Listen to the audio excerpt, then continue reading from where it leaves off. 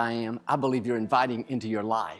So I think a lot of people don't realize it, but play it in their mind. Joel Osteen is one of the most recognizable figures in modern American Christianity, known for preaching positivity, hope, and abundance.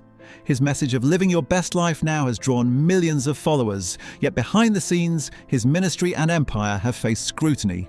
Critics argue that his approach focuses more on wealth and self-improvement than on traditional Christian teachings about sin, suffering, and repentance.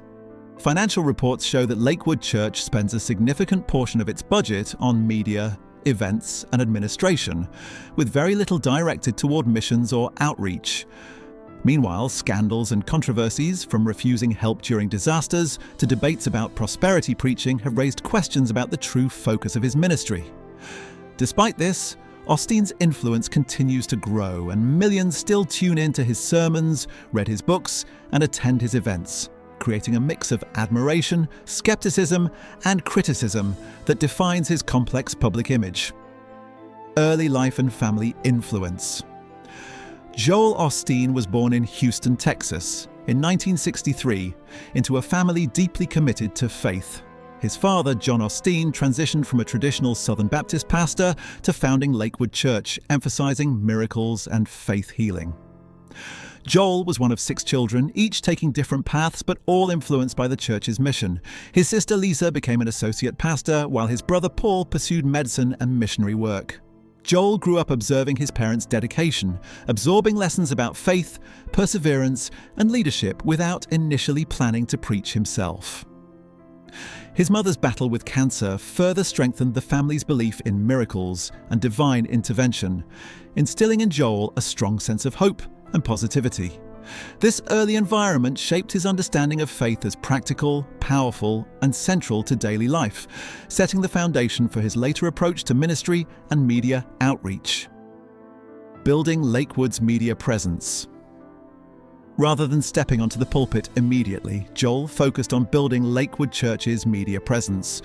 After attending Oral Roberts University briefly, he returned to Houston to manage television communications for the church. Joel recognized early that the future of ministry included reaching people beyond the church walls. He started with small local broadcasts and gradually expanded to national cable channels. For 17 years, he refined every detail, ensuring Lakewood's message appeared professional, polished, and compelling. His behind-the-scenes work transformed the church into a household name long before he preached publicly. Joel's commitment to media demonstrated his strategic vision. By blending technology with faith, he could create a global platform, reaching millions worldwide while staying out of the spotlight, learning leadership through observation, and understanding how to communicate hope effectively. Stepping into the spotlight. Joel had no intention of preaching when his father passed away in 1999, but the church needed leadership. His first sermon was delivered just days before his father's death, marking a transition from behind-the-scenes strategist to public pastor. Despite initial nervousness, Joel connected with the congregation through personal stories, humor, and authenticity. His appointment as senior pastor later that year was met with both excitement and skepticism, given his lack of formal theological training. However, his approach resonated with parishioners.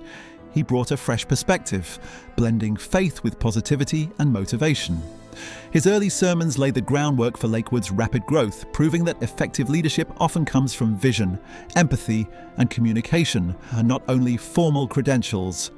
Expanding Lakewood Church under Joel's leadership, Lakewood Church grew exponentially. Attendance surged from 6,000 to more than 25,000 within 5 years. Joel invested heavily in television airtime, billboards, and events to increase visibility. His strategy was ambitious. He envisioned a church capable of reaching 100,000 people weekly. The acquisition and transformation of the former Houston Rockets Arena into a 16,000-seat church was a bold move that symbolized Lakewood's rise from local congregation to global ministry. Joel's vision extended beyond mere size. He aimed to create an environment that inspired hope and reflected the message of abundance. The renovated arena, complete with classrooms, media facilities, and aesthetic enhancements, became a physical representation of the church's growth and ambition, cementing Osteen's status as a visionary leader in modern American Christianity, preaching positivity and abundance. Joel's preaching style diverges from traditional messages about sin and repentance. Instead, he focuses on hope, gratitude, and self-improvement. Books like Your Best Life Now and motivational sermons encourage believers to embrace positivity and pursue success, framing faith as a tool for personal growth. This approach has made him immensely popular, appealing to audiences who seek inspiration rather than doctrinal teaching. Critics, however, argue that his focus on wealth and happiness oversimplifies faith, risking a disconnect between Christian teachings and real-life challenges. Supporters counter that his uplifting message has practical impact, giving people motivation and hope. This dual perception of Osteen's ministry highlights the tension between modernized, media-friendly religion and traditional Christian doctrine. Book success and personal wealth. Joel's books have been a significant driver of his fame and fortune. His first major release sold millions of copies and remained on bestseller lists for years. Subsequent books generated millions in royalties and advanced payments, cementing his financial independence from church donations. Alongside speaking tours, media appearances, and merchandise, Joel and his wife Victoria have built a personal fortune estimated between $50 and $100 million. Their wealth has drawn both admiration for their entrepreneurial success and criticism for the contrast with charitable giving. Despite controversy, Osteen's story demonstrates the potential of blending faith with media and marketing to reach a global audience while generating substantial personal income. Family and partnership. Victoria Osteen, Joel's wife, has played a crucial role in Lakewood's growth. They met in 1985 and married in 1987, forming a partnership that shaped the church's expansion. Victoria created the Lakewood Women's Ministry, authored best-selling books, and became a prominent figure in her own right. Together, they've guided Lakewood through periods of both growth and controversy, balancing public visibility with private family life. Their children, Jonathan and Alexandra, have also joined the ministry, contributing to music, youth outreach, and eventually preaching. The family's collective involvement has strengthened Lakewood's identity as both a spiritual and cultural brand, blending personal faith with professional ambition. Prosperity, gospel, and criticism. Joel Osteen's theology is closely tied to the prosperity gospel, emphasizing health, wealth, and success as evidence of faith.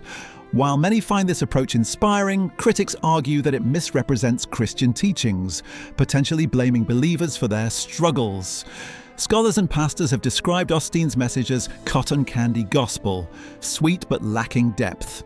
Traditional practices like baptism and communion, while present, are less emphasized, raising concerns among conservative theologians. This blend of optimism and material focus appeals widely, but remains contentious, illustrating the tension between contemporary religious marketing and classical Christian doctrine. Financial controversies. Lakewood Church's finances have sparked debate, particularly regarding its low charitable contributions relative to its $90 million annual budget. While millions are spent on media, events, and salaries, missions and outreach receive a small fraction. The church also received a $4.4 million federal loan during the COVID-19 pandemic, drawing criticism due to its size and resources. Although repaid, the incident fueled conversations about mega-church accountability, government assistance, and ethical stewardship of donations. These controversies underscore the challenge of balancing ministry growth, personal wealth, and public expectations in large modern religious institutions. Public influence and media strategy. Joel Osteen has leveraged media appearances to expand his reach beyond traditional churchgoers. Interviews on mainstream platforms like talk shows and news programs introduced his message to a broader audience, reinforcing his brand as both a spiritual and motivational leader.